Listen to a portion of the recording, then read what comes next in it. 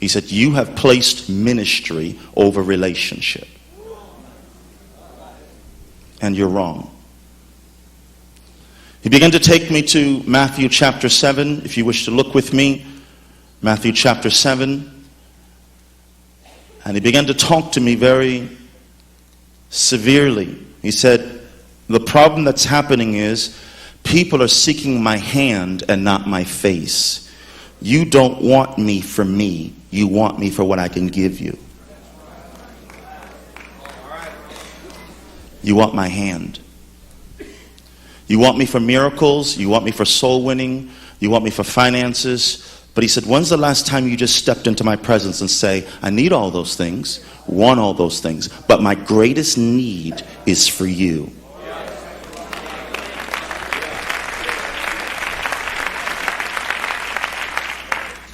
He said, when you go into this 40-day fast, I don't want you to seek for souls. Now, this was going against my grain. I've been raised in this atmosphere. I didn't get that. He said, I don't want you to seek for miracles. I want you to seek me for me.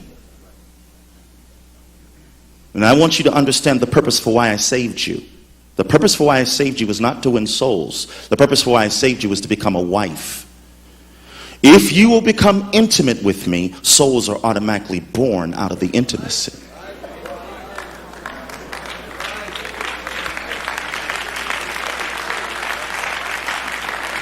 He gave me a total paradigm shift. He told me, he said, your greatest opposition is going to be fear of man.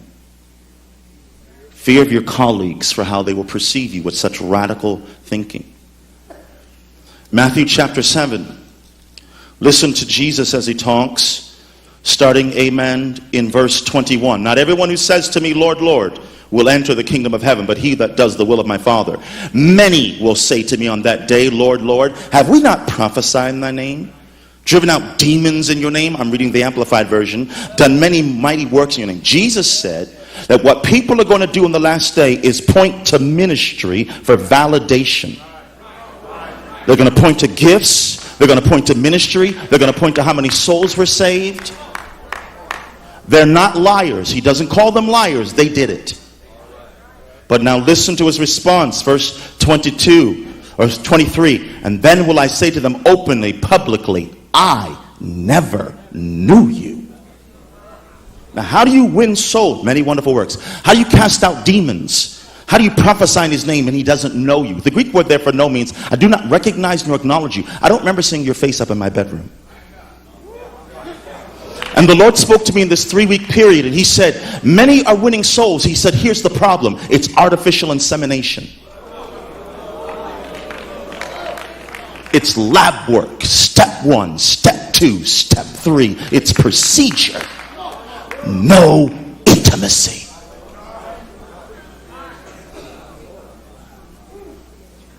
He began to run down a list of things for me. Genesis chapter 15 verse 1. If you want to, you can put on the screen. After the word of the Lord came unto Abram in a vision, saying, fear not, Abram, I am your shield. And listen, I am your exceeding great reward. Not souls. I am. The soul is worth the world, but I am greater than the worth of the world. I am greater than the worth of the universe. If you come to me and get intimate, you will become the wife that gives birth. It's the end result of. The Lord spoke to me and said, you're making me jealous. I was counseling with a husband and wife. And the husband was struggling with certain issues. They had a baby not long. And the Lord spoke to me and said, he said, articulate the man's problem because he doesn't know how to say this. I looked at the man, I said, you're actually jealous over your own child, aren't you? He said, yes. He said, I don't know how else to say it. He said, yes. He said, before we had a baby, I was husband. She loved me. But now we have a baby, that's all she talks about. And the Lord said, are you listening to this? Because that's what I deal with my people. You're making me jealous over my own baby. You don't talk to me anymore about how you want me. You only want me to get a baby. And then once you get the baby, all you talk about is the baby. The baby needs a word. The baby needs a ministry. The baby needs finances. The baby needs direction. I am no longer your husband. I'm just father of the ministry. I saved you to marry you. You are my wife. Take a look at it. 2 Corinthians chapter 11, verse 2. Again, if you would assist by putting up on the screens. Thank you, sound people. You've done such an outstanding job.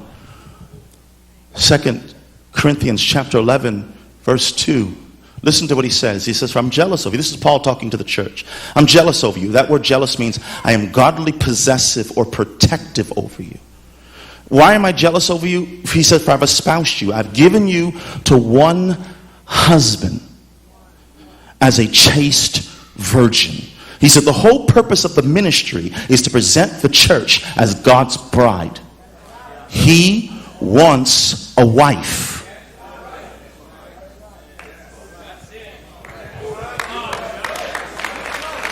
The whole purpose for salvation is that God wants a wife. Now watch how this works. I didn't understand it till he explained it to me. I'm not, please, a doctorate degree does not give you understanding to God. Please, no way. I've learned a long time ago, you can freeze by degrees.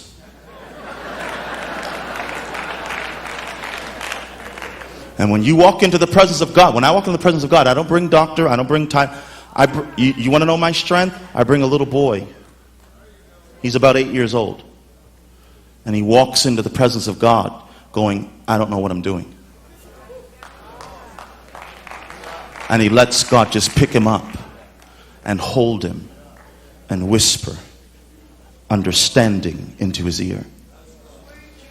God said the problem that's happening is many of you come to because of the times, you're pumped, you're excited, you're ready to go back, and within a month after, because of the times, you're depressed, you're frustrated, you're saying this only works for Alexandria, and you're saying, I don't know what to do. God said, I didn't come to condemn you. Some of you are trying your best to win souls. You're trying your best to do what you know to do. It doesn't seem like it's working. God said the problem that you're having is you're putting more emphasis on the ministry than you are on the relationship. And the reason why I'm not letting some of your ministries work, because if I did, saith the Lord, you would take it as endorsement that this is the way to do it.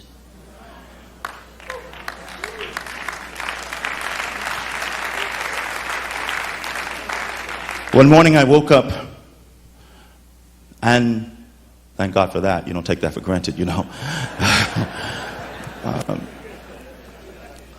And the Lord was there waiting, so gracious, so kind. Instantly he took me into the heavens, and I began to see a vision of a creature I could not describe to you. I saw this creature from a distance. It was beautiful, it was glorious, it was just amazing. I was zoomed in closer to this creature, and in the midsection of this creature, there I was. Very small, very minute, but there I was. The Lord looked at me and said, do you know what you're looking at? I felt like Ezekiel, thou knowest. He said, this is the bride of Christ, and you are a cell in the bride. He said, I didn't say brides, I said bride. And you individually are not just a bride. What you are, he said, let me explain it to you. He said, I am so large that as the human body takes 1 trillion cells to make up one body, each cell can live individually on its own. Each cell has the ability to function on its own. In fact, the medical world will tell you that an individual cell is very much like a city. It is not a simple life. It is actually a very complex life. He said, but they must surrender the will of the cell. The cell must surrender its will to become a member of the body. He said, I am so large that it's going to take all of you as individual cells to make one bride for me.